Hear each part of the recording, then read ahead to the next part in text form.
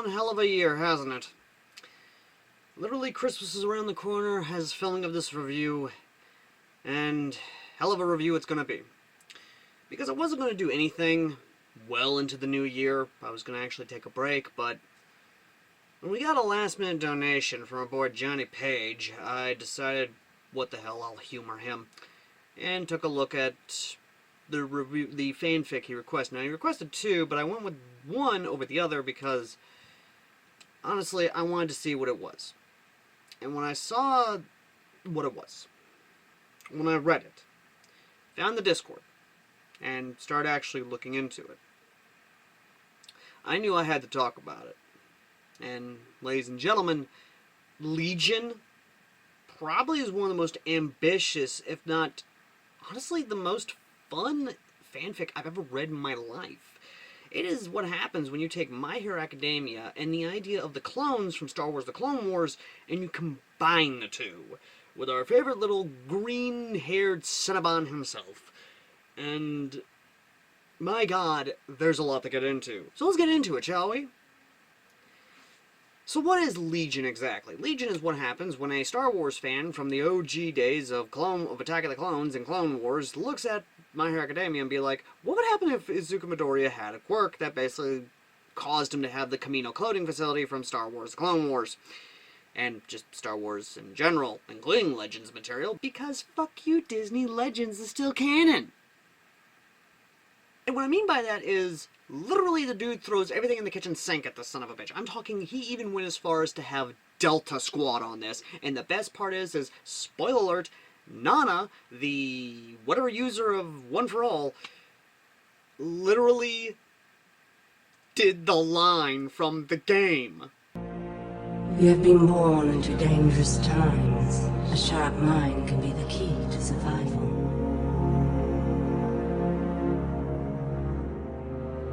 But as often as not, it will be your inherent physical traits that win the day.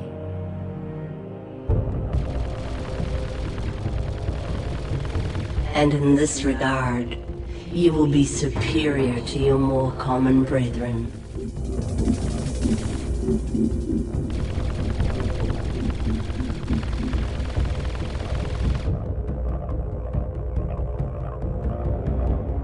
For you are a commander, an elite unit, something truly special. Your weapons, your armor, and most importantly, your brothers. Do you understand why Republic Commando is so good? Go get a copy. I don't care if you gotta pirate the damn game, I don't care what you gotta do. Go! Just go! Okay, Republic Commando is worth your time. Like, seriously, it's worth your time. Sound off in the comments section if you remember it on the good old Xbox days. I do, and I even have the demo on the original Star Wars The Clone Wars cartoon from '05 DVD that I actually have, that I need to go look for and find one of these days. Anyway, now you're thinking, okay, what's so big about this? What's so great about this? Well, there's a lot in this that's actually been done in this 40-something page fan fiction. Well, 30 if you don't count the announcement pages and, of course, the art pages, which, believe me, the artwork is actually pretty good, and we're going to get into that. But the big thing about this fanfic is that, again, it is Star Wars through and through, but it's about the clones. Not only that, but he was able to actually incorporate a lot of the Clone Wars material, including the Mandalorians, the Night Owls, Vizsla, all of them. And let me tell you, it all begins with Izuku Midoriya thinking he's quirkless until at the age of, well, at a young age, basically, he gets a brother, a twin brother, known as Django. And Django is the complete tonal opposite of Izuku until Izuku, thanks to Django, really starts kind of growing into his own and even starts to become his own person. The big thing about that is Izuku Midoriya growing up, when we see him in the show, is kind of a meek, kind of just nice kid. And don't get me wrong, he's still nice in the fanfic, it's just he's not meek or kind of closed off. He is more confident, he's got a backbone, he actually does legitimately wail on Bakugo the frickin' explosive Pomeranian we all know and ship, apparently, to high hell and back. Do not look up Bakugo art. Do not look Bakugo up with your Google safe search on. Believe me, you do not want to go down that deep, dark rabbit hole. At all. Oh my. But as the fic goes on, we actually do get to learn more about Izuku Midoriya's quirk. And sadly, I don't want to go into spoiler territory, but the one I will talk about, spoiler-wise, is the USJ attack. The USJ attack is probably the most emotional one can get, because you get connected with Django, and if you've seen Attack of the Clones, you know exactly what's coming. You know what's going to happen to Django, but here's the thing. It's the way the author plans it out, and how he executes it. And he executes it just like Team 4-Star did with Dragon Ball Z Abridged. Think you're better than everyone else, but there you stand, the good man doing nothing. And while evil triumphs and your rigid pacifism crumbles into blood-stained dust, the only victory afforded to you is that you stuck true to your guns. You were a coward to your last whimper. Of fear and love, I fear not that I will die, but that all I have come to love, the birds, and the things that are not birds, will perish with me. So please, Gohan, stop holding back. And hey, if we do make it out of this, please pick up my head and beat your father to death with...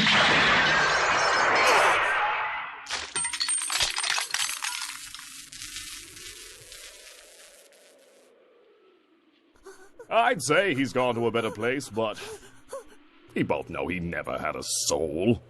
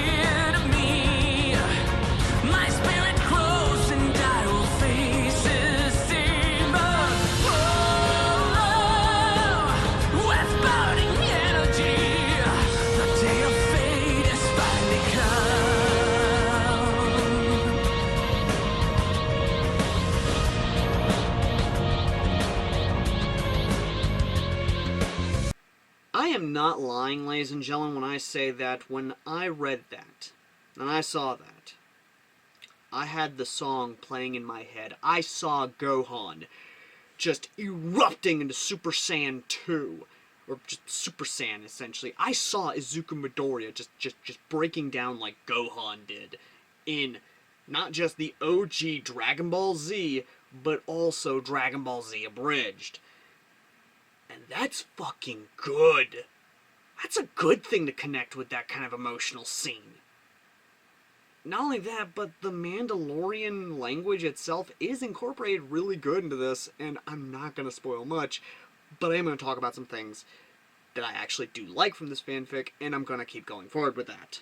Legion, as a whole, is one of those fanfictions where you play spot the reference. Not only that, but when talking in the Discord itself, apparently a lot of the clones are actually, well, reader submitted and even kind of helped out. Even then, there's a lot of good stuff in here. I mean, yes, Satine and the Night Owls actually do play a part, because a clone known as Thorn, I'm not going to get into it, but I will say this now. You feel sorry for the girl. That's all I'm going to say. The other element, of course, is the fact of just all the Star Wars elements. Even Senator Chuchi makes an appearance in the fact of she's a part of the Diet Building and even has a connection to the MLA and their propaganda officer, which is basically the reporter, the blue chick. She's her cousin. And that can also play a big role into that. And later on, I'm going to give my thoughts on, mind you. Even then, there is a lot going on with this. And I mean that in the sense of, you play spot the reference because there's a lot of references in this. One of my favorite being the fact that the dude was able to even incorporate Atlantis into this. And by Atlantis, I mean Atlantis, the Lost Kingdom, or Lost Empire. Basically the underrated, criminally underrated Disney animated movie. Blondie, I got a bone to pick with you. Hold that thought. What is it this time, Cookie? You done stuffed my wagon full to busting with non-essentials. Look at all this. Cinnamon, oregano, cilantro. What in a cockadoodle? Cilantro. What is this? That would be lettuce. Lettuce? Lettuce? It's a vegetable, Cookie. The men need the 4 basic food groups. I got you 4 basic food groups. Beans, bacon, whiskey, and lard. Yes, he used that scene. Yes, it's amazing. Yes, I hope he does more. The big one, though, is the fact of the clone question. The clones are kind of a split. Unless you've actually been with the clones themselves and you've actually kind of talked with them, all you see them as is just tools and pawns or a quirk. And because the author is now active military, I'm kind of assuming that he's putting a lot of his own thoughts of how the civilian population kind of views soldiers. Real talk here for a second, folks. I'm a son of a soldier. I come from a military family. So I completely understand how the civilians, those who aren't around soldiers all that much, kind of just see them as just,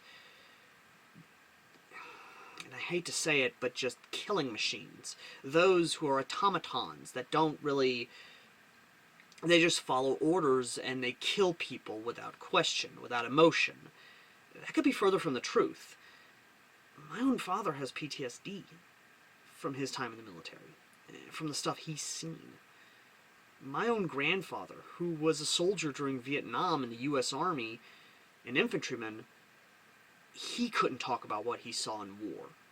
But he was a very, very good person.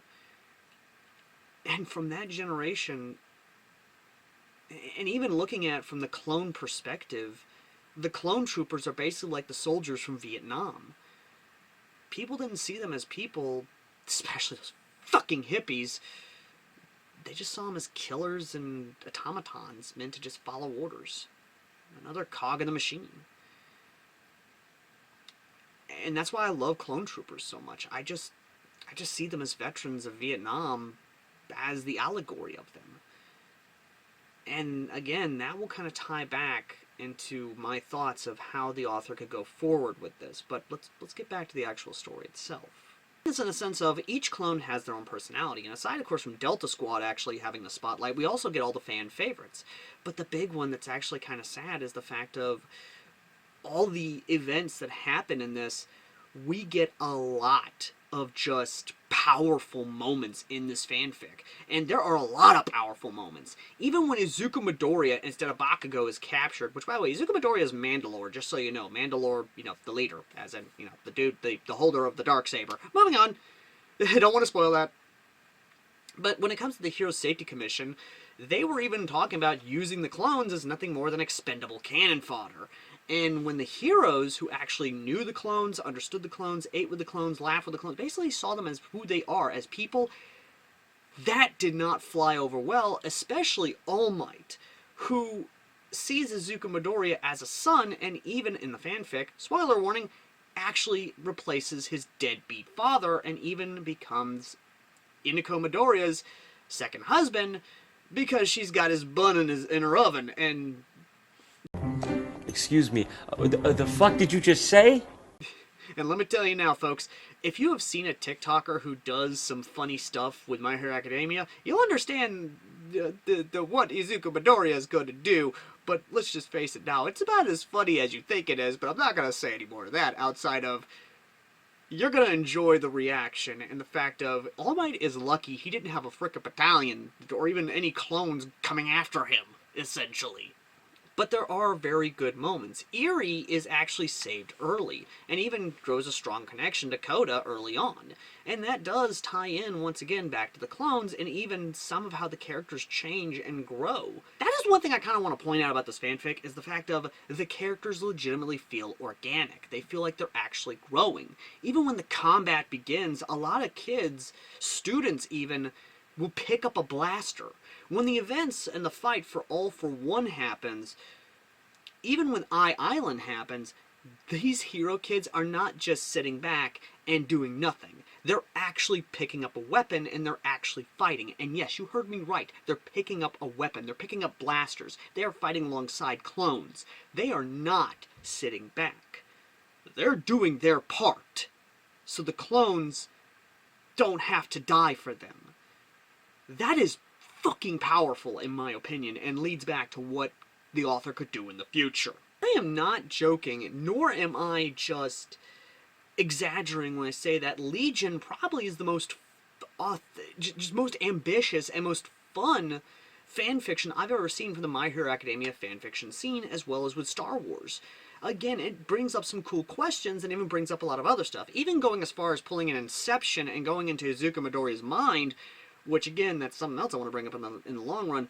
But there is a lot of cool stuff in this fanfic that I really want to talk about, but I don't want to because I don't want to spoil it. I want you guys to go check it out yourself. But that brings us to now the later half of this review and what the author could do with this. So I'm just going to say this right now.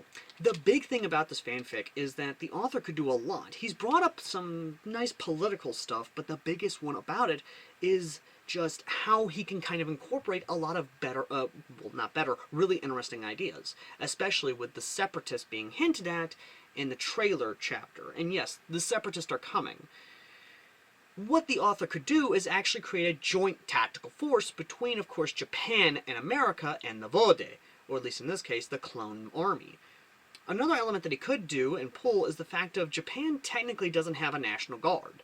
They have the JSDF. They got the Japanese Ground Self-Defense Force. They have the Japanese Maritime Self-Defense Force. They have the Japanese Air Self-Defense Force. Special Forces does not count in the fact of Special Forces is a part of the Japanese Ground Self-Defense Force and Japanese Maritime Self-Defense Force. So that's SF. They don't count. It's like trying to say that, oh, Delta and Airborne and Green Berets and Rangers are their own branches of the Army. They're not. They're just SF. Special Forces. But either way, though, what he could do is basically create a Japanese national self-defense, National Guard Defense Force, or a Japanese National Defense Force, a JNDF, which is basically the clones. And they would be a part of basically basically the JSDF command structure and would answer to the Diet. Basically keeping them out of the Hero Safety Commission's hands because and this is something I brought up in the server, but I might as well bring up here. The moment the Hero Safety Commission thinks they can actually use the JSDF as a means to try and bring the clones under their control, would basically be this reaction from the commanding officers and the commanding generals, admirals, and basically high command of the JSDF as a whole to the Hero Safety Commission. Let me ask you a question. Are you prepared to die for your cause?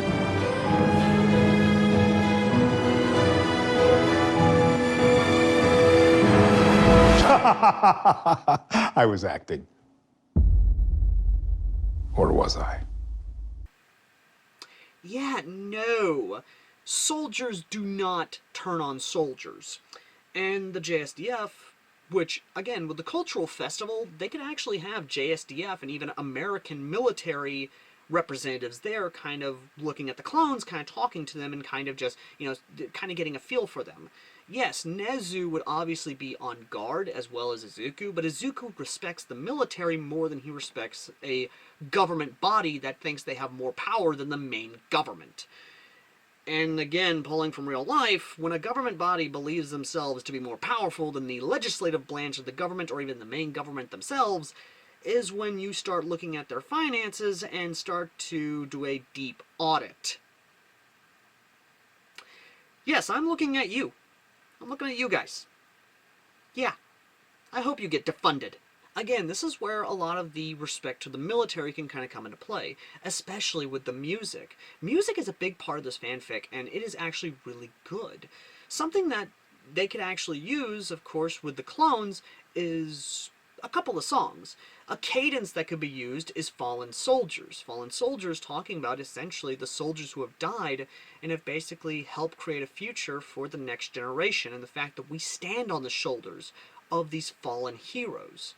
Another good one, of course, could be a song that can be sung by the clones, which of course is 1916. The Sabaton cover, as much as I do love the Motorhead cover, and don't get me wrong, Lenny's voice is great, the Sabaton cover is more powerful.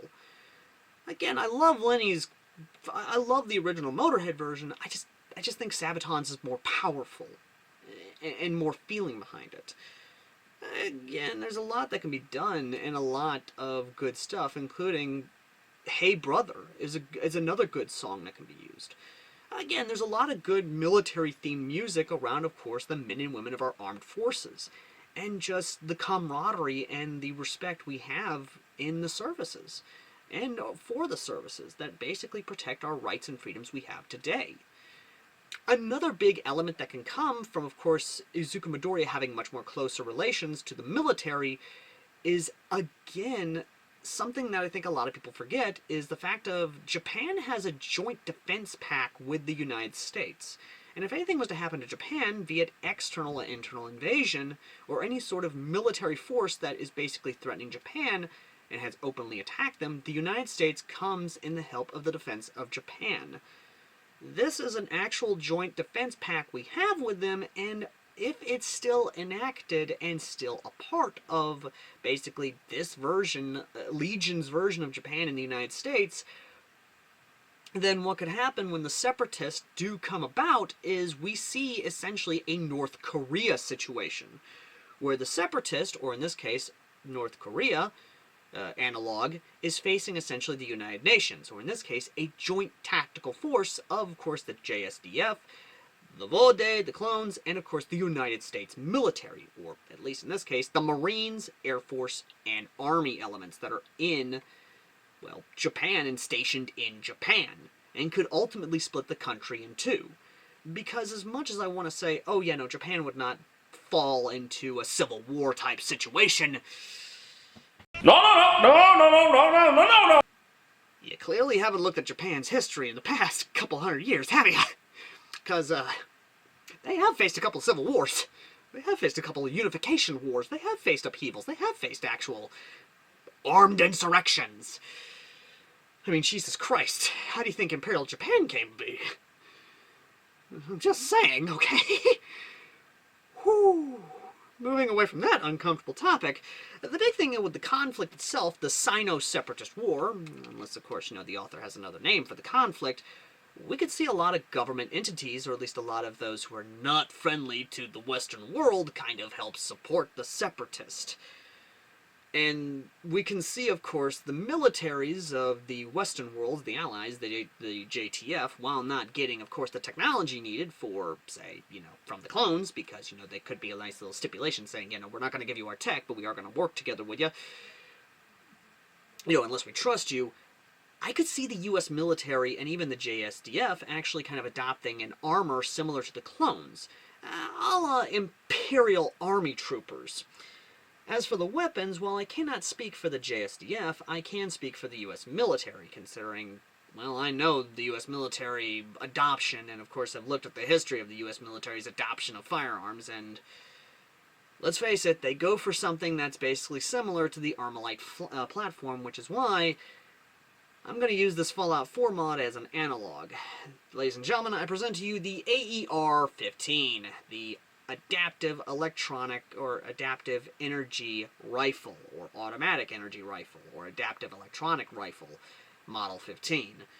Essentially an AR-15 platform that essentially uses energy-based magazines instead of good old-fashioned ballistics. And honestly, if you look at the XM-15, or the Sig Sauer Spear that's in use right now with the military, look at the operation systems and kind of how the trigger group is, and you'll understand why the military will go for something that's, again, familiar for them, because the Armalite platform is something that is familiar. I mean, my god, if you need any more examples, look into the ACRW platform, or the Advanced Combat Rifle Weapon, or Advanced Combat Weapon System trials that literally spent $11 billion trying to basically find a more accurate weapon, only to realize, oh, we'll just take an ACOG and the freaking other weapon, the other scope that they had, and do that, essentially. And it just... God, the requisition offices. If you need a good example, look up the Bradley. Just look at the Bradley's development history. That's all you need to know. Now, in terms of the actual composite of the body armor itself, which I know everyone's going to ask about, because I know you people, I know you're going to ask. While not as good as the clone's body armor, which that's arguable, the body armor that can actually be used is a type of a metallic sheet or type of material over a Kevlar composite material underneath. Think of it kind of like a plate carrier of sorts, where essentially you have a plate in there, or even Kevlar body armor. It's a combination of that, where it not only has, of course, ballistic-rated resistance, but it also has, of course, energy-based resistance. It's basically a combination of the two. And with the combat, or the Sino-Separatist War, we can definitely see, essentially, a mass testing of it, or at least a trials by fire type element.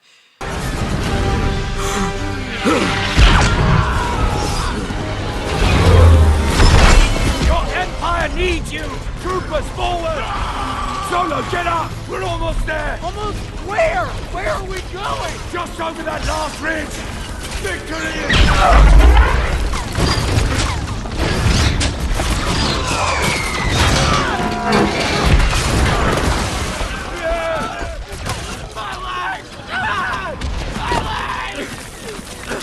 And whatever happens afterwards is completely up to the author, but again, there's a lot that can be done with this, and there's a lot that can be good with it. And honestly, I look forward to seeing where he goes with the story. I mean, hell, even if he doesn't allow Izuku Midoriya or the clones to basically be the fourth branch of the JSDF, he could do something kind of similar to Call of Duty Advanced Warfare with, of course, Irons Industries, where they are the world's largest private military, and essentially they answer to no one, only to basically their contracts. Or, better yet, they could essentially be another branch of, like, the UN, where they could basically be a part of the UN peacekeeping forces. Again, there's a lot that can be done with it, and something that could be a lot of fun with. And when it comes to the heroes and the Safety Commission, something that can be done with the Safety Commission is they can pull an Operation Valkyrie, where essentially the U.S. government does know about the Safety Commission, or essentially the government as a whole, where let's say the Japanese government does know about the Safety Commission, but they haven't gotten a chance to take them out because, well, they haven't found a reason to take them out. Well, with Izuku Midoriya and his clones, they have a reason to take them out. The Middle Liberation Army, even, is another good example, where essentially they start out, with good intentions, and the biggest reason for that is, once again, the Hero Safety Commission, and the government as a whole being as inept as it is, or at least as stigmatic as it is. I mean, hell, the biggest reason to pull an Operation Valkyrie with the Hero Safety Commission, or at least in this case, a type of coup, is because of Lady Nagant. Lady Nagant basically did a lot of horrible shit, and even Hawks did a lot of horrible shit for the Hero Safety Commission. And when it's brought up, especially during, say, one of the many conflicts, or one of the many combats, especially when the subject of the clones are brought up, when it's finally brought to the point where the clones basically are well out of reach of the Hero Safety Commission, that's when the Japanese government could actually enact a plan to take them out, or in this case, bring them to justice. With the help and backing, of course, the U.S. military, U.S. intelligence agency, and even the CIA, where, again, they basically storm the Hero Safety Commission building and arrest everyone on site. A good example of this that's been done in real life, with the military being used to take on a type of agency, was, of course, the U.S. Marines storming Langley when President Trump was still in office. And, again, good example there. And something that can feasibly be done. And I'll be honest, it'd be kind of interesting to see, because the Hero Safety Commission could try and label them as villains trying to pull a coup, only for them to present a warrant for their arrest from the Japanese government. And, of course, their own legislative branch, considering that the Hero Safety Commission, once again, basically has overreach. Has well overreached their boundaries and what they do and what they're meant to do. Again, there's a lot that can be done with that. There's a lot that can be done with the situation and scenarios. I mean, hell, from the Sino-Separatist War to even the whole thing with the purist cult trying to unleash a chemical weapons worldwide. We'll get to that, I promise you, in another video. We'll talk about that stupidity in another video. But, again, there's a lot of cool stuff that can be done with this fanfic, and I hope and I legitimately cannot wait to see what comes of this. Because, again, there's a lot of cool stuff here, and I legitimately want to see it. But, till then, ladies and gentlemen, I've been Airsoft Al, and this has been the last review for 2023. I will return in 2024 after January, because I am going to take a long holiday break.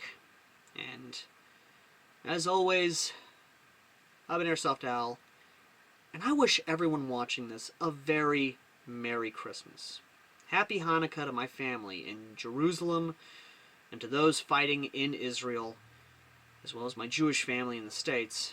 And of course, Happy Hanukkah, Happy Festivus for the rest of us.